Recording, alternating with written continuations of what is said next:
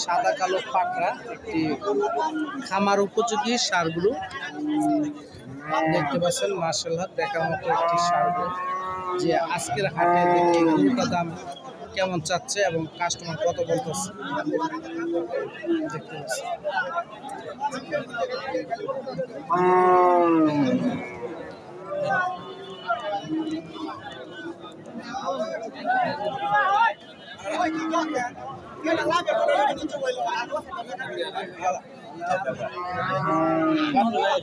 দেখতে পাচ্ছেন যে গরুটাকে দুই পাশ দিয়ে দেখালাম, কারণ মূলত গরু কেনার সময় অবশ্যই আপনারা এইভাবে ঘুরে ফিরে দেখবেন, তাহলে যে কোনো খুঁত থাকার আগেই আপনারা এটা ক্রয় করতে পারবেন দেখে শুনে।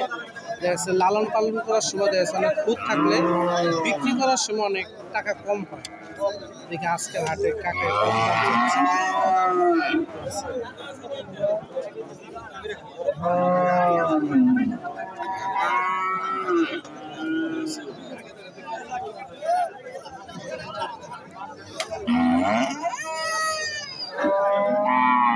আসসালামু আলাইকুম কাকা, ভালো আছেন? কত দাম চাচ্ছেন গো? 1,20,000 চাওয়া দাম। কাস্টমার কেমন বললো? 90, আপনার টার্গেট কত?